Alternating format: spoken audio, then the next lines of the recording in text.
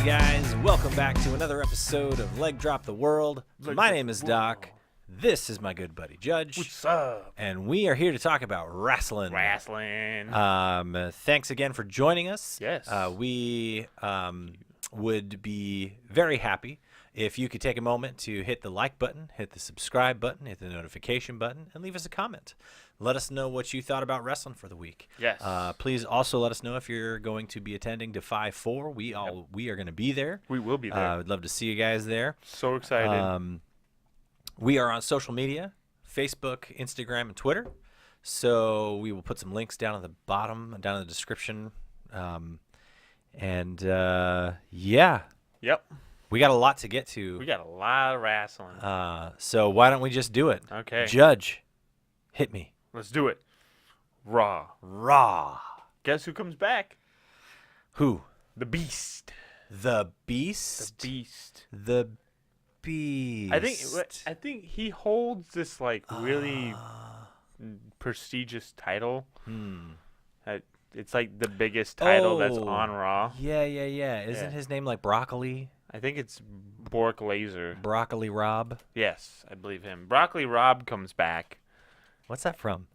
Oh, it's from The Office. From The Office? Yeah, Andy and his whatever. What's it called? Acapella group. Here Comes Treble. Here comes Treble. We're talking about wrestling, not The Office. Sorry. Broccoli Rob or Brock Lesnar comes back and yeah. Actually, Paul Heyman does a pretty good job. Paulie does do a really good job cutting a promo. And then Samoa Joe comes out and confronts him. Yeah. And then we get a brawl. A brawl between Brock Lesnar and Samoa Joe. And it clears out the locker room. Everybody comes in to separate Brock and Samoa Joe. Mm-hmm. And, it was pretty cool. It takes about 12 people to hold back Joe and about 2 people to hold back Brock. The distribution of the wrestlers was a little uneven. It's like, hey, guys, go over there. But I thought it was really cool. Samoa Joe hits Brock with like a kick. Yeah. That looks kind of cool. Yeah.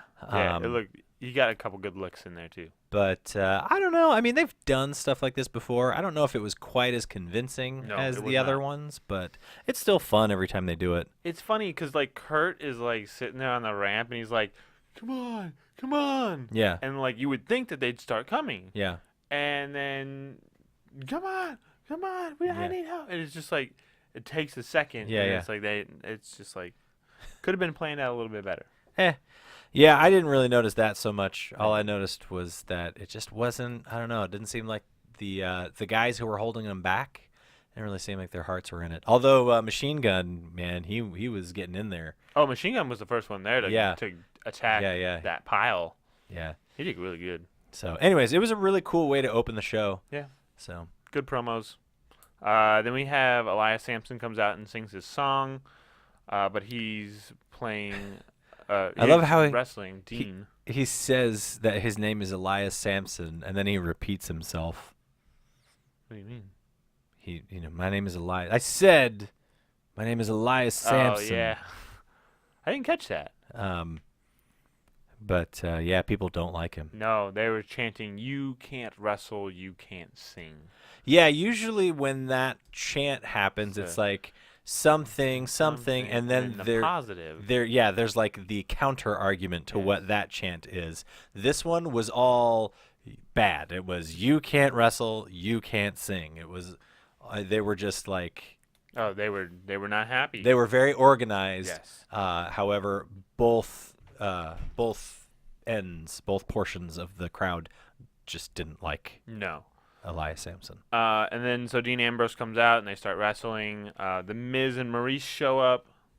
And, this is really weird. I don't like how weak they make the Miz look sometimes. He's just like a coward. Like he's just a coward the whole time. He I don't rolled like around it. and groveled a lot. It's like But Elias Sampson ends up picking up the win here, which is kind of nice. Yeah. Because I like Elias Sampson a little bit. I want to see him get some shine off of the Miz, off of Dean, and I want to see him get into a program where he can maybe contend for a belt. I'm talking like months. Yeah. Months from now. Yeah. Yeah. Yeah. It was all right. I'm not as convinced about the Drifter yet. So, and I'm really not convinced about Dean. So the best part about this whole thing is the Miz, except they're not really doing anything fun with him. Yeah. So. Well, then I don't remember if you remember. I don't know if that makes any sense to anybody. No. It makes sense to me. Last week when Cedric Alexander fought Noam Dar, that was it, right? Yes, he said we end it tonight or whatever. It ends. It ends tonight. Yes, but that was last week. That was last week. Yeah. Guess what? What? Cedric Alexander and Noam Dar wrestle again tonight. It didn't end? No. What? I know. Oh my gosh. Liars. Oh. And Cedric wins, and it's like because like Noam Dar come down, he's like on his phone, he's like FaceTiming Alicia Fox. Yeah. And Alicia Fox the bell rings and she's still like on the phone. Yes. She's still, but she's up on the Titantron. Yes. When all this happens. But the phone is on like ringside. Yeah, the weird thing, the really weird thing about this whole thing is that Cedric Alexander is the one who like initiates the whole thing. Like he comes to Noam Dar backstage and he's like, "I told you this is over. Yes, this is done. It's finished." And it's like, "Yeah, dude. Yeah, well, get that. If it's finished, move on. Don't bring it up. Yeah, you're the one who said it was finished." So the bell literally rings, and Cedric Alexander does his lumbar support check. Lumbar check, and it's over. Yep. That's it. Quick, done, simple. And then we move on to the next one, which is Bray Wyatt. And so Bray Wyatt comes out and does a promo. Bray Wyatt did a lot of talking. Yes, he did. And a lot of Seth talking. comes out and interrupts him. Yes. But I thought Bray Wyatt did really good with his promo. I don't know, man. I like the way that he cuts promos. Like I like his character, brother. But it doesn't mean anything, brother. Like what? How many? Seth, you have killed. He's called him. He calls himself a god. Yeah. Right. And I'm like, bro. Yeah. There's zero chance you're getting anywhere close to that championship belt. No. Like not after all the you're done. The news that is but a god. Out. And I'm like, I'm a god. Who are we talking about here? So I don't know. Seth, you have. Here's the thing: when you think that Bray has the actual like potential to affect anything at a high level, then those promos are easier to sit through because it's like, this guy's dangerous, this guy's crazy, he's got supernatural powers, that sort of thing. Yeah. But we all know now that he's not that. Like he's not gonna win. He's not gonna get the better of anybody. Especially not Seth Rollins. At this level, yeah, he's not going to get the better of any of these exchanges. So for me, listening to these promos was a little like, I mean, why do I have to listen to him talk for so long if he's just going to lose? Yeah, it was a good promo. I'm not saying that he did poorly. Yeah. I'm just saying that it's getting hard to be to take him seriously. It's too much for somebody who's not going to win. And you brought this up, and I would like for you to expand on a little bit more. Yeah. About Bray Wyatt's little. Yeah. So I noticed twice when his video plays that Randy Orton is still in this video. Yeah. And like. Come on, guys. Yeah, come on. We can cut that out. Yeah. Like you can just take that little piece of film and cut it out. I was half expecting them to mention Randy Orton coming to Raw or something. Oh yeah. And then it was like, oh no, they just screwed up. No, yeah, they just messed. They're just lazy. Attention. They don't want to fix it. Yeah. Which is kind of crappy. But come on, how long has Bray Wyatt been on Raw? So then we get Kalisto versus Apollo Crews. Apollo Crews wins. Yeah. And this is all for the Titus brand. And so the last 2 matches I've seen Kalisto in, he's not wearing the new mask. I know. He's gone back to his old mask. He's gone back to the old look. Is that... Did they give up on the heel? I guess. If they did, like, they didn't or really... Lucha Underground got upset with them? Yeah, I wonder. Yeah, because it looks a lot like some of the masks in Lucha Underground. But if it's just them abandoning a possible storyline angle for Kalisto, that sucks. Yeah, that's not fun. Because they did not give it enough time to breathe. No, they were like, he's going to come out twice with this really cool mask. And then, no, I guess no one wants it, so, man. Let him do... I mean, he didn't even accomplish anything. No, he did not. So, yeah, I don't know. Poor Kalisto, man. Yeah. But at the end of this match, Apollo Crews and Titus O'Neil embrace in a hug, and Akira Tozawa's on the sidelines, and he's, like, awkwardly in the middle of this when they take a selfie, and it's just like, what? Yeah. Apparently, Titus O'Neil has to pull some strings to get Akira Tozawa a ringside seat. And, like, Akira Tozawa, I mean, he's down there in, like, a suit. He's all dressed up. Yeah, but don't wrestlers just go on commentary all the time? Yeah. What strings do you... Hey, Vince, yeah. I'm going to need a ringside seat. Yeah. Because my boy Akira Tozawa, I don't know if you know who he is. I need him. It's so ringside. Dumb. It's so dumb. What? But that's what happens. He's like, hey, I've got you a ringside seat. I want you to, come on. Oh, so bad. So, anyways, they're getting a little. This one is either getting to the point where it's gonna get too far away from them, like it's just gonna get away from them. Yep. Or they're getting to the point where it's just about to get over. Yeah. I can't tell. It's almost. Yeah, you're right. It's on like a tipping. Yeah. It's on a tipping point. Then we get to Alexa Bliss talking to the WWE Universe. If you did not watch this live, it was not on Hulu, and there's a reason why it was not on Hulu. It was a little droning. It's sad because you are the women's champion. Mm-hmm. You shouldn't be cut off of something like that. Yeah, well, and the problem is that the content was interesting. It's just that the delivery and the crowd interacting with it was not there, right? So, I mean, she was essentially talking about her match the previous week with Nia Jax and how she had to defend the title and all that stuff. And Nia Jax comes out and she's like, hey, I thought you said, and this is going back of weeks before back, where Nia Jax says, listen, I thought you said that I deserved a title shot. And Alexa is actually trying to manipulate the situation where she says that I did want to fight you. I wanted to have a legendary match with you that people would go back and watch over and over and over again.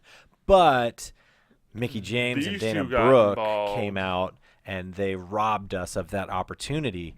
So the content was there. Like, that's interesting. Like her being like a master manipulator. But I don't know. There was an element or two missing here that made it compelling. She's good on the mic. She needs more supporting actresses. Yeah. She just needs more people around her that can help. She already cuts a really good promo. She just needs more people to push her promo up more. Yeah. And that way they get shine off of it too. Yeah, I don't know. I think part of it might be delivery. I honestly, I'm not sure. I mean, the content was good and the delivery was, I guess, okay, but it was just off somehow. Yeah. But anyways. So Sasha Banks comes out. Dana Brooke actually, comes before out, that, Mickie Emma comes out. Well, yeah. I was gonna. Yeah. Sorry, Emma comes out. Emma comes out. She comes out. She comes back to tell everyone back. She's fine. She's not injured anymore. She's back, and she wants to be back in her position on top of the. And I'm thinking, when was it? Yeah, when was the that last you time were that on you top were on top of the women's division? Yeah, you really got to go back into your memory on that one. Yeah. You got to access those old memory drives. Have to get out the floppy disk. Yeah, but then Sasha Banks comes out. She actually does pretty good on the mic. Oh, yeah. She's getting a lot of crowd pop, too, which is nice. That I love when wrestlers use the mic to hit the other person. That pop. That just sounds so good, because she spikes Alexa Bliss with the mic, and causes a brawl. But because of that, we get the 6-woman tag match. Yep. Which Sasha, Dana Brooks, and Mickie James win. Yeah. Like, I guess we just didn't. I mean, I saw it coming. I don't know if you did. Yeah, I sure hope that. Yeah, I mean, that they would win. I mean, all of the it was kind of a snooze match. Wrestling experiences on that side. So yeah.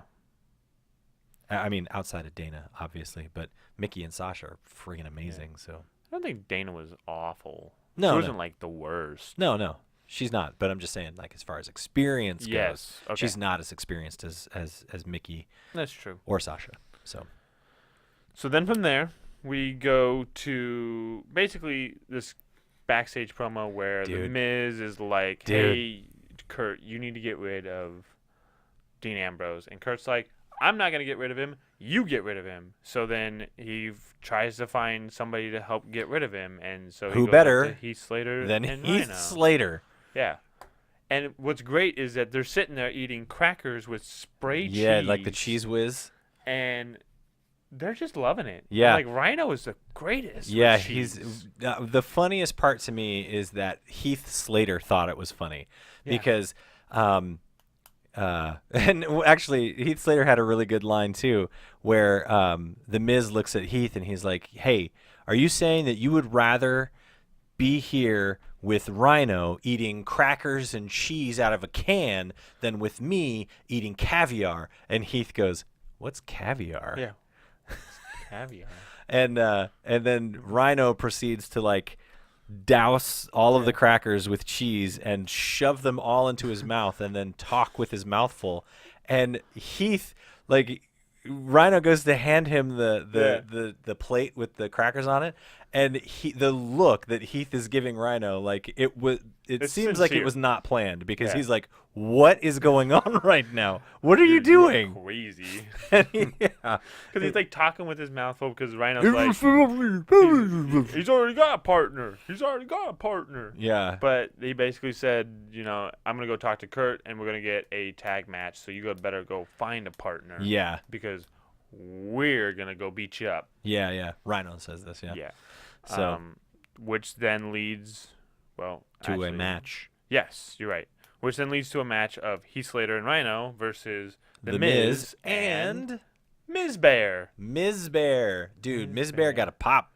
Miz Bear did get a pop. Some dude dressed up in a bear suit. Well, the whole time you're thinking, is it actually Dean Ambrose? Or you should be thinking. Yeah, you should be thinking that. Is it Dean Ambrose? I thought it was Dean Ambrose. Yeah. No, I didn't. Really? Yeah. I did. I thought I suckered right into it. Yeah. No. And then he reveals the mask. It's not Dean Ambrose, and then Dean Ambrose. He ends up dressing up like the bear. Yeah. Like, the bear gets a skull-crushing finale, rolls outside the ring, then Dean Ambrose puts a bear suit on and like rolls into the ring, and it's just like he just does some sort of move, and then Heath Slater pins The Miz. No, so Dean Ambrose is in the bear suit, and he gives him the dirty deeds and drags Heath Slater onto The Miz for the pin. That's right.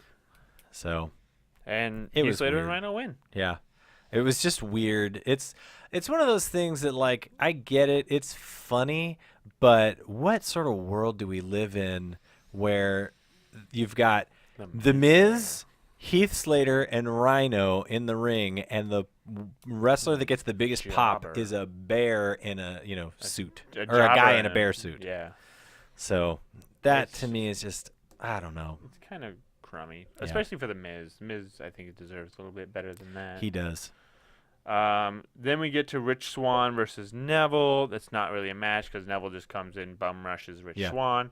Rich Swann gets put in the rings of Saturn. Game over. He cuts a pretty good promo at the end. Yeah, Neville basically saying that no one is at the Neville level. How many people do I have to destroy before he gets the respect that he deserves? He does a good job. I like Neville.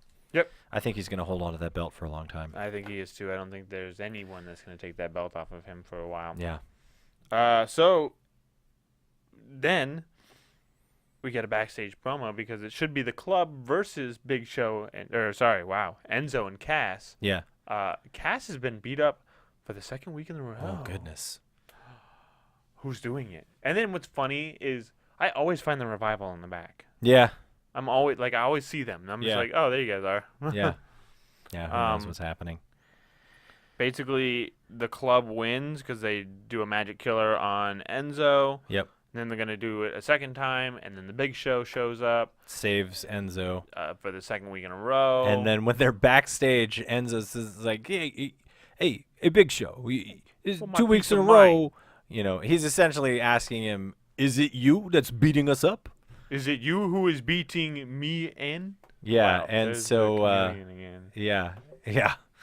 The accent chameleon judge. But essentially, Big Show leans over and says, your partner is SAWFT. And the crowd goes, soft? Yeah. So it's going to be interesting to see what happens with that whole story. Yeah. I don't know. I'm kind of not interested in Enzo and Cass. Yeah, I was interested for a while, but now they've lost me. I don't care. Yeah.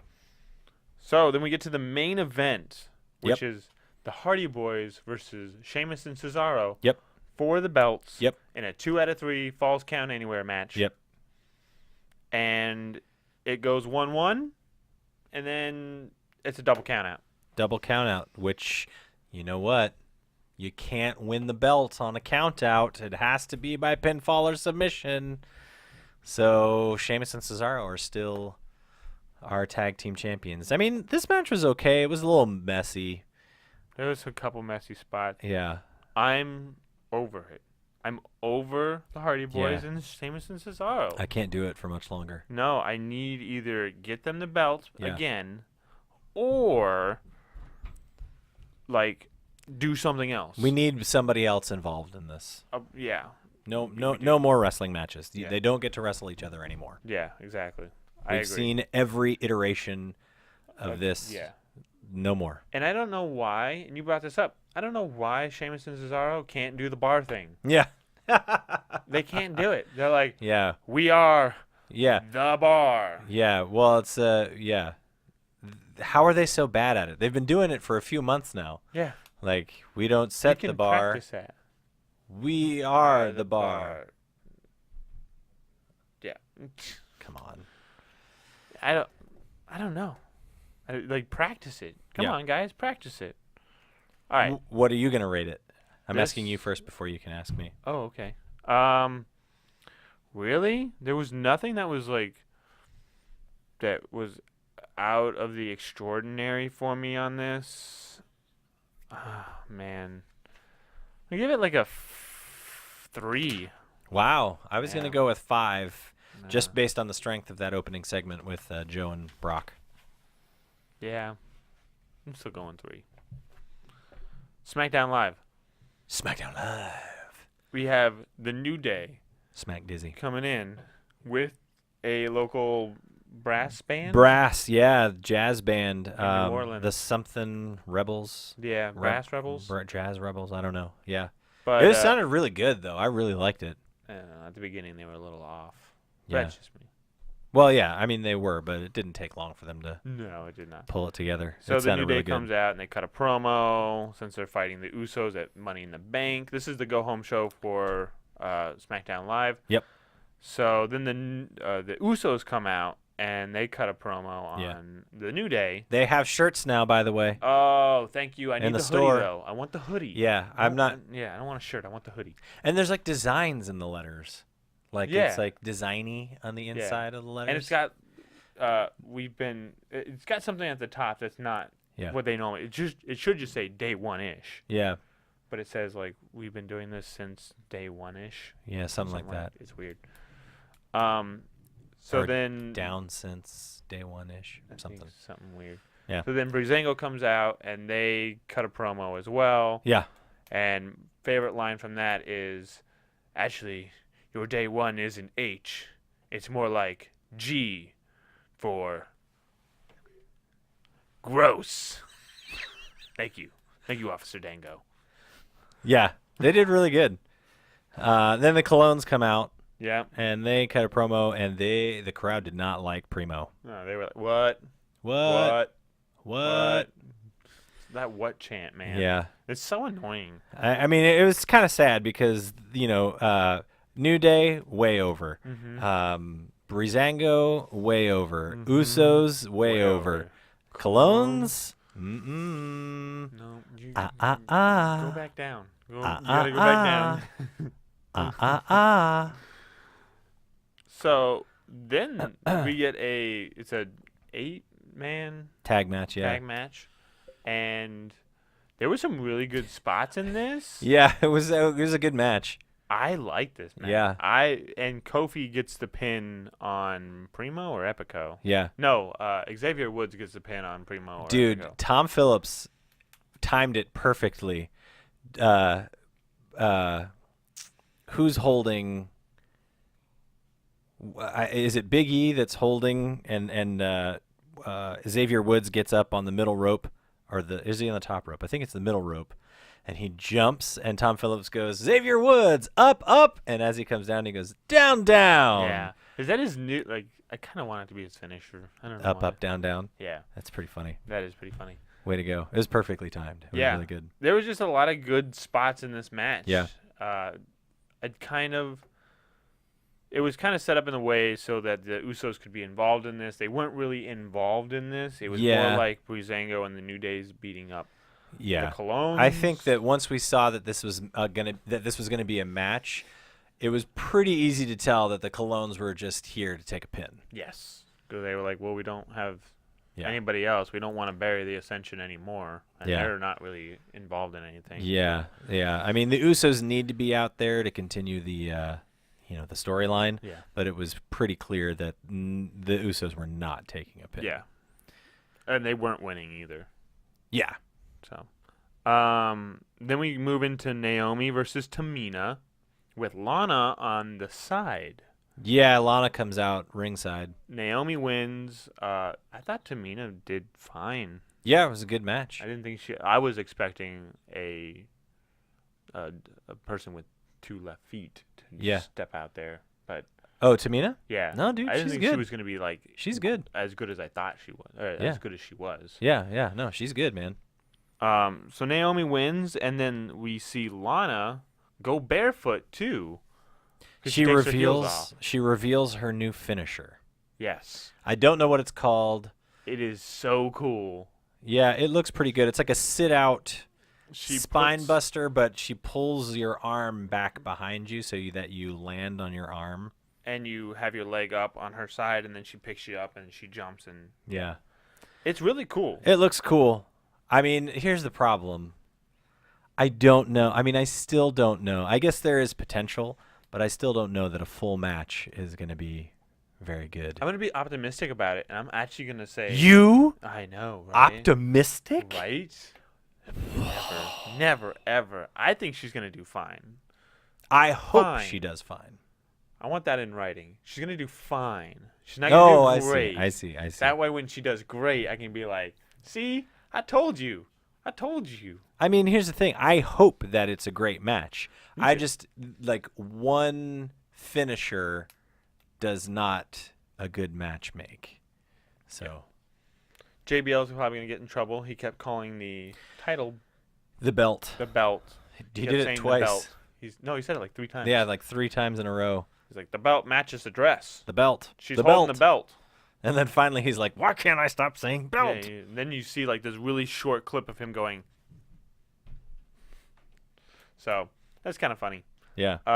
Then we move into Jindy. Wow. Jindy. Oh, Jindy. Dinner's ready. Jindy. Jinder Mahal and Randy Orton. Yeah. They don't really. It's just Jinder Mahal coming out. Jinder Mahal's new entrance is solid. It's so good. It's solid. Yeah. And Jinder cuts a promo, and then Randy Orton's music hits, and what happens? Well, so the Singh Bros go out to the ramp, to like the end of the ramp, waiting for, they're ready to fight. Yeah, Randy Orton to come out, and then they're all facing towards the Titantron, and Randy Orton comes out of the crowd from behind him. No, he comes from out of nowhere. Yeah, yeah, exactly. He's got to come out of somewhere. He comes out of nowhere. Okay, Randy Orton materializes as if from nowhere, and RKO's Jinder Mahal. Yeah, and then does his Viper slide away. Yeah. And it's funny because the Singh Bros don't go after him. They go and check on Jinder to make sure he's okay. Yeah. So. I mean, Jinder cut an okay Singh promo. brother got thrown into a table. Yeah. You go get him. Yeah, no, I'm not going to know. Like, I got thrown. Yeah. You're fine. You go. Oh, but I don't want to. Yeah, I don't want to Look either. at how small I am. No, I don't want to either. Stop. Okay, let's go check on the Maharaja. Yeah. So, it was fine. Jinder cuts a slow promo. It's not like there's not a lot of fire behind it. He's just getting heat because he's like different. Yeah, it was okay. It was fine. Then we get into Charlotte versus Natalya. Did I say that weird? Natalya? Yeah, Natalya. Okay. Natty. Charlotte Flair wins with a natural selection. A very soft natural selection. Hey, I'm gonna hit this natural selection. Just move your head down real slow, like. Yeah, I didn't think the match overall was that bad. I didn't think it was that good. I mean, there wasn't a whole lot of energy, and the crowd was really not into it. Mm-hmm. But yeah, Charlotte goes for that natural selection, and it's like it's pretty bad. Yeah, it's like you obviously haven't been doing that move in a long time, so I think you kind of forgot. I know. I mean, she does it pretty regularly. She hasn't been doing the natural selection in a long time. When was the Really? last time she did natural selection? I don't know. I feel like, I mean, even if she hasn't done it in the last 2 or 3 weeks, it's been longer than that. She's done it like hundreds of times. She should know. It was longer than that. Oh, well. Anyways, we get Fashion Files. A new Fashion Files. They did. They know. It's 2 stick figures. Drawn on a legal pad. And another really good line from this was, "I got a really bad taste in my nose." Yeah, dude. Fandango is so good, man. They're both wearing rompers too. Yeah, I don't know what that is. We've gone over this. Yeah, I mean, I get it, sort of. Only because I saw Xavier Woods. Yeah. He posted a picture of himself in it's a romp him. I guess. I don't know. I'm not the fashion police. I know. It's just that because we had this conversation last week because I didn't know what a romper was. I thought they were saying romp him. Oh, And then it turns out that they are saying romp him because in the little text that Xavier Woods writes, it says romp him. So. We all know that I can't hear.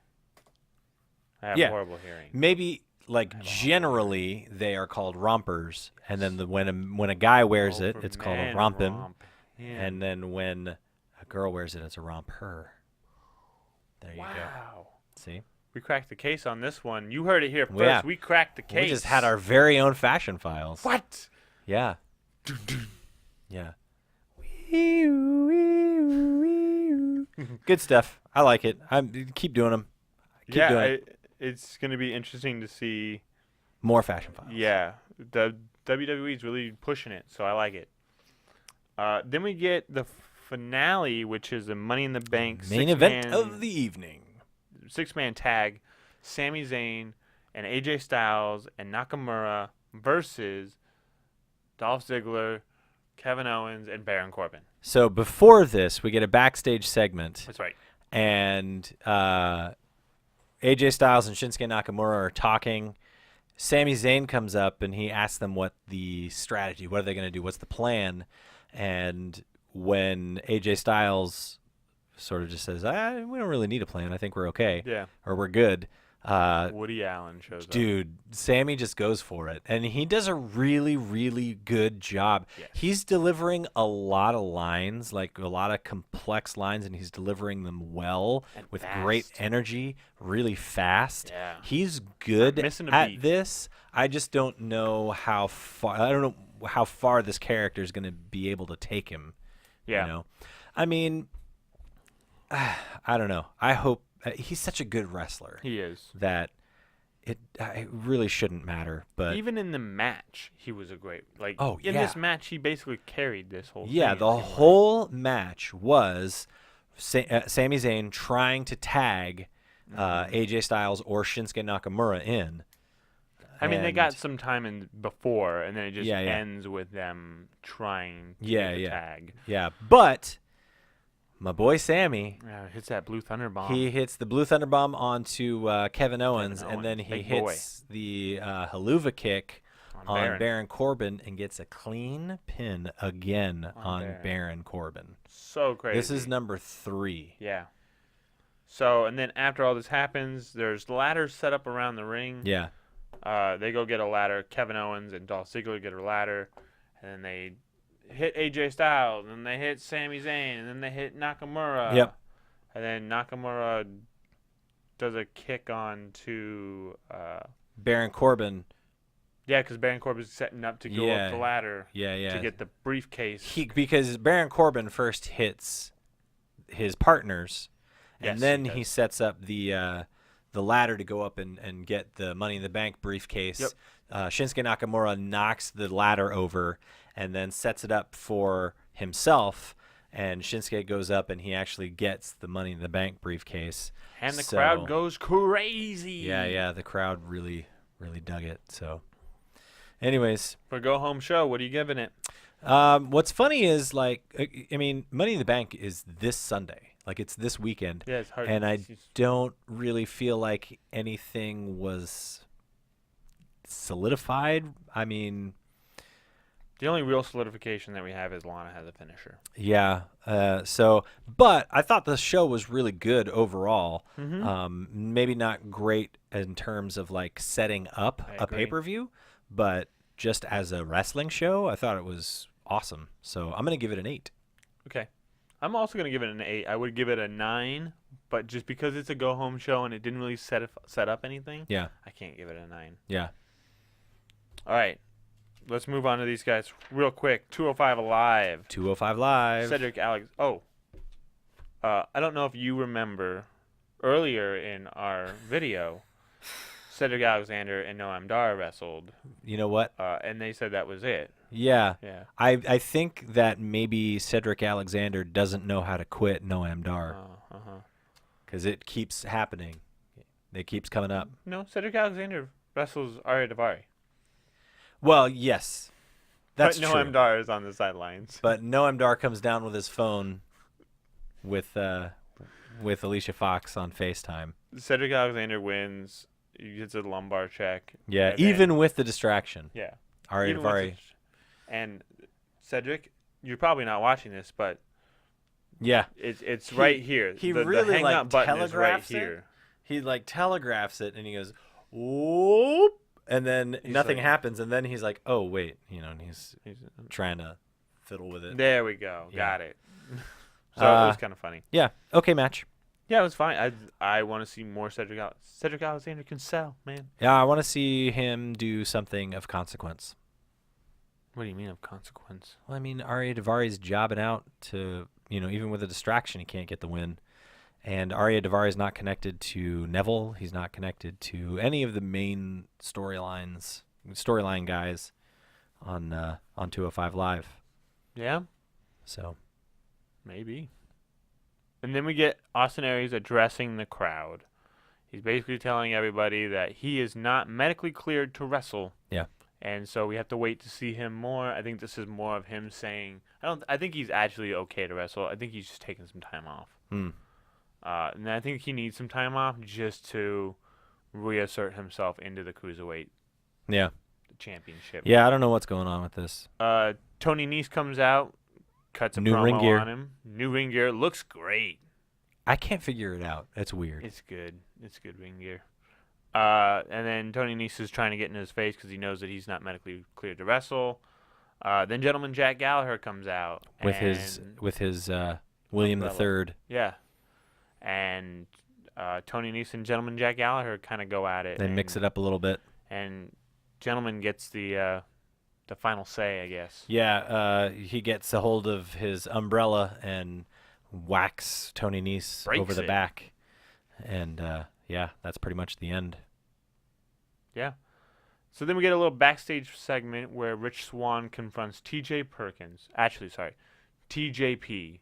He's calling himself TJP because he's cutting corners. Yes. He is, and Rich Swann is like, dude, you're better than this. You don't need to be cutting corners. You don't need to be a heel. Yeah, and it looks like TJP is actually sort of listening to it. He's conflicted. And I don't know. And it's TJP versus I hope he Akira doesn't. Tozawa I hope he at the doesn't main turn event. face.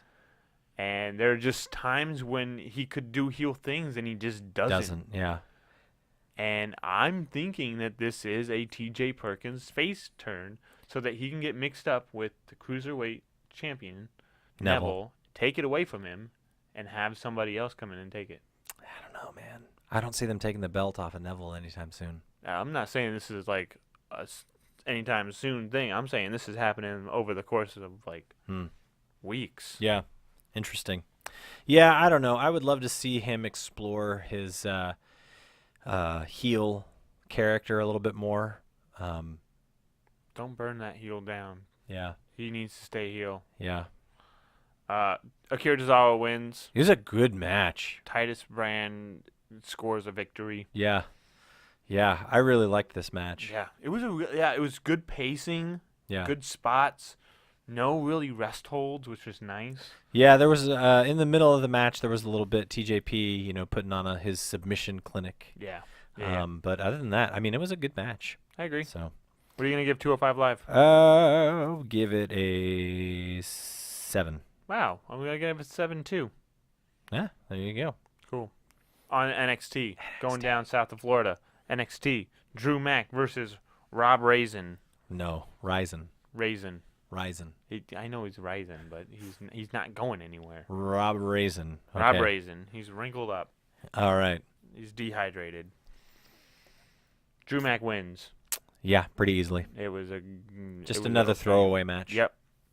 Then we get Authors of Pain versus Harry Blue Pants and Man Bun Ready McRed Shirts. Yeah, I don't remember. I was fast forwarding through the commercials and stuff, and went a little too far. I don't know if they said their names, but I think they did. I nicknamed him Harry Blue Pants and Man Bun Ready McRed Shirts. So Authors of Pain wins. Yep. Because AOP. Yeah. Who?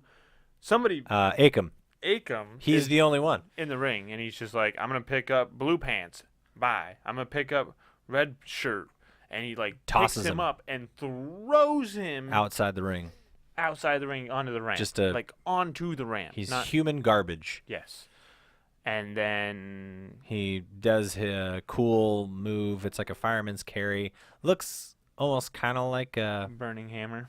Almost like an AA actually. Kind of look like a burning hammer to me.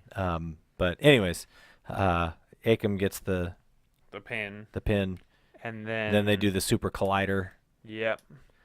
And then Paul Ellering cuts a promo on Heavy Machinery. Our boys, Heavy Machinery. Big Dozy. Big Yeah. And Heavy Machinery finally can't take it anymore. Nope, and they come out. They come down the ramp and they get a good pop. And they cause Authors of Pain to back down. Yeah. So, should be interesting.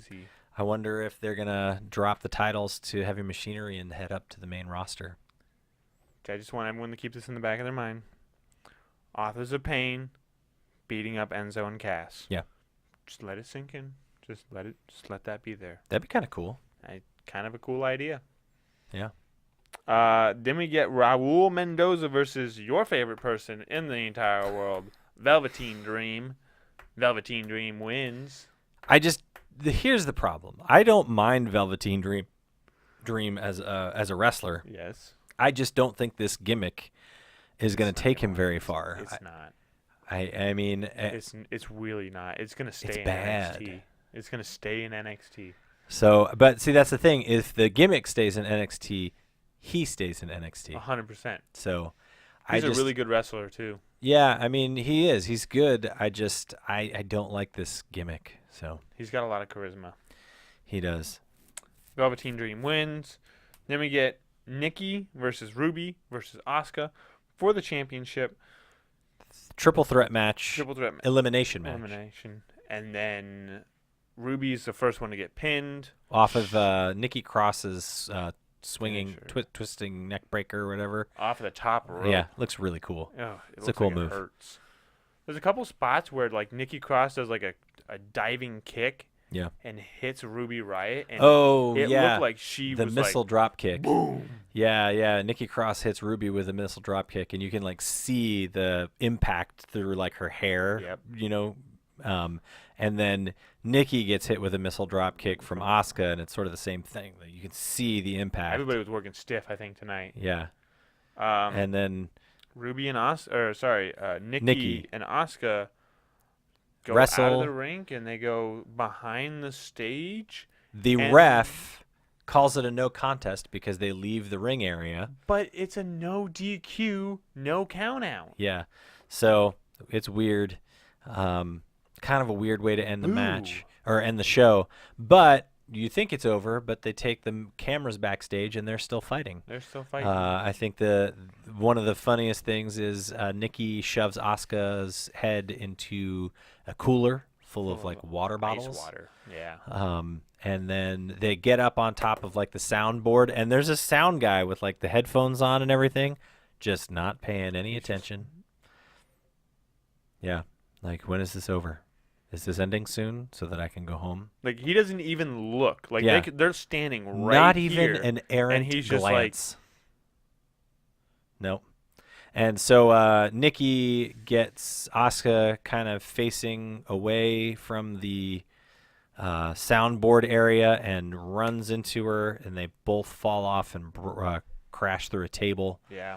And that ends the show scary. with them both just staring off into space. They might be out. Yeah. They might be out. So, all right. And NXT. that's the show. What are you going to give it? I'll give it a... Don't say 6 because I'm giving it a 6. I was going to say 4. Oh, okay. I'm giving it a 6 just because Drew Mack, Authors of Pain versus Heavy Machinery is happening, I think. Velveteen Dream, and you know what? I'm going to drop it down to a 5 because of the stupid no contest. Yeah, there wasn't really anything in this for me. I thought the triple threat match was okay. There were some okay spots in it. It was so good. It was so good. And the ending wasn't. Ending. Yeah. So, anyways. Yeah. So there you go. That's the week's worth of wrestling for you. We will be doing a predictions video for Money in the Bank. Yes. It's going to get a little crazy. It's going to get weird. So, yeah, please join us for that. Yes. And, again, if you could take a minute, hit the like button, subscribe button, notification button, and leave a comment. Let us know what you thought. Check us out on Facebook, Instagram, and Twitter. And, yeah. Outside of that, if you got anything else? I got nothing else. All right. Well, thanks for joining us, guys. We will see you next time.